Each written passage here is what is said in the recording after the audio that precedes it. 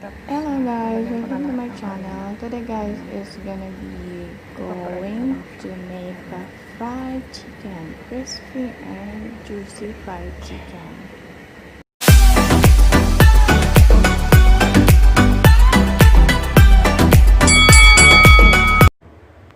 Yan guys, today gagawa tayo guys ng fried chicken. Ayan, yung manok. Yun lang yung mga ingredients guys, pero sobrang sarap, sulit.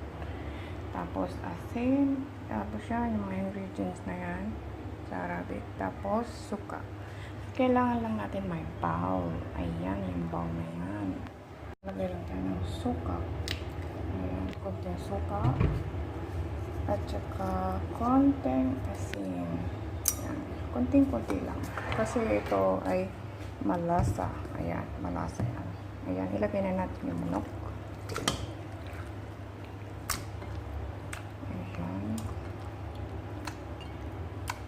Dan haluin lang ka.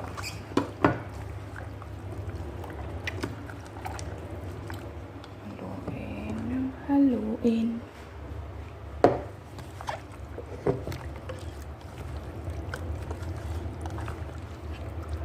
Pag nahalo na. Ayan guys, pag nahalo na, ito kasi hindi siya maanghang. Ito maanghang. Lalagyan natin siya ng yan. Tumbas lang mo ganyan. And then, add lang ito. Yan. And mix.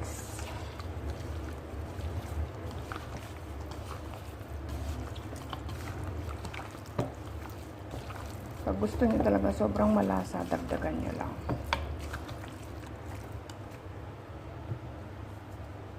Yan, tinagdagan ko para malasa. At medyo maanghang konti.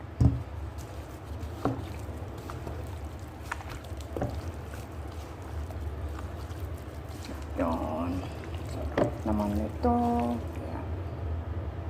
Ito na natin guys. Ibabad lang natin siya for 30 minutes. Ayan. Ayan guys. While waiting tayo sa chicken na minarinate ko, ayan. Mimix natin yung mga ingredients na ilalagay mamaya sa pag-piprito ng fried chicken. Ayan. Kailangan lang natin ng plastic na nilalagyan at lagay natin dun yung 1 cup cornstarch at durugin lang natin. Ganun na parang durug lang.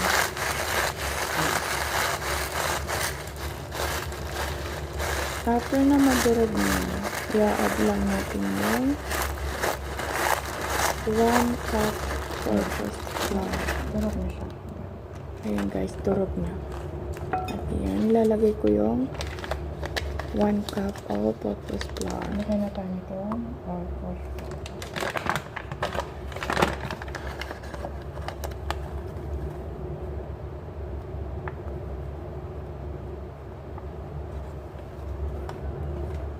Yan, 1 cup. Ayan, add ko siya doon sa dinurog ko na cornflakes. And after ko, may lagay yung 1 cup of flour. Lalagyan ko siya ng chicken spices. Yung para sa roast or fried chicken na spices. Ayan. Ilalagay ko yung hindi manghang kasi baka manghangan yung mga alaga ko. Ayan. And mix lang natin siya. Ayan. Alubin lang. Mix. Ayan. After niya mga mix, okay na. Ayan guys, tapos ko nang na-marinate yung chicken. 30 minutes lang guys. Ayan, lagay ko ng isang egg sa isang bowl. Ayan. At akin nang hahaluin kasamang asin at chicken spices para sa roast or fried chicken. Ayan. Ilagay ko na ngayon yung asin, konting asin, pampalasa lang sa egg. And chicken spices para sa roast or fried chicken. Yan. And after ko ma-mix, is ilalagay ko na dyan yung minarinate ko na chicken. Ayan. Sobrang easy lang guys gawin itong fried chicken. Crispy, juicy fried chicken. Sobrang sarap. Malasang malasa talaga. Ayan. I-mix ko lang siya sa egg.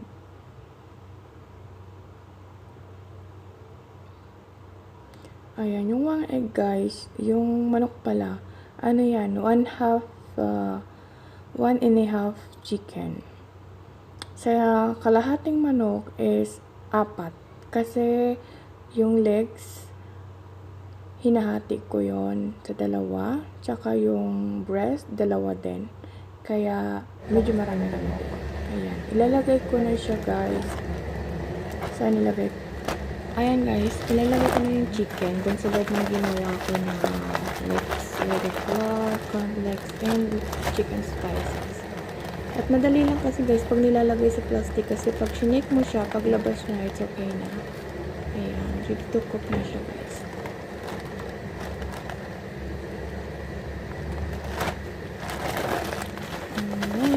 Next. Ayan. And after nyan guys, pagkatapos natin na mix yan, is ilalagay na natin siya sa pressure cooker later. Para sa ating dinner.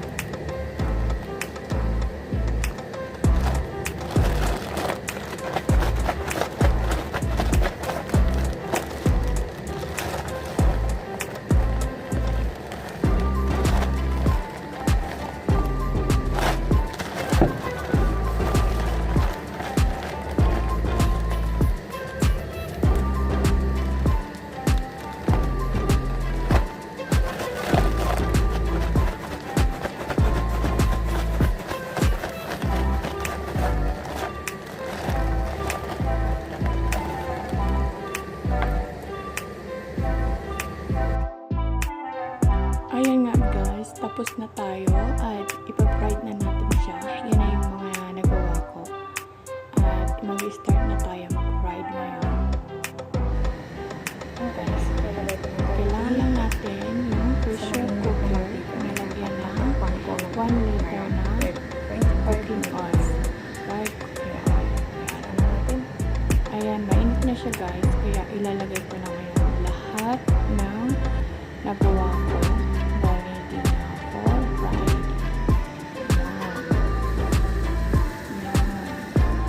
Inalis ko muna siya sa apoy kasi baka mamaya is matapon yung oil. Kasi umaalat yung oil niya kasi may egg. Nilagay ko muna lahat. Isasarado ko yung pressure cooker. Mag-aano lang ako ng 25 minutes. Ilalak ko siya guys. Kasi need to 25 minutes para madali at tender yung lang. So ayan na guys, tapos na yung 25 minutes ng pagluto ko ng chicken sa pressure cooker.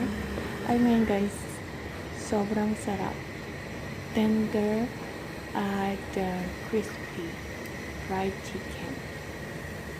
Ilagay lang natin siya guys sa isang pan na may tissue kasi sobrang daming oil. So pag nilagay mo siya sa tissue na sa pan na may tissue is ma-absorb ng tissue yung oil para hindi na masyadong cholesterol. Ayan. At ready to eat na mga kapatid. And I hope to enjoy my vlog for today to making this crispy, juicy fried chicken. Sobrang sarap. Made Saudi. Ayan.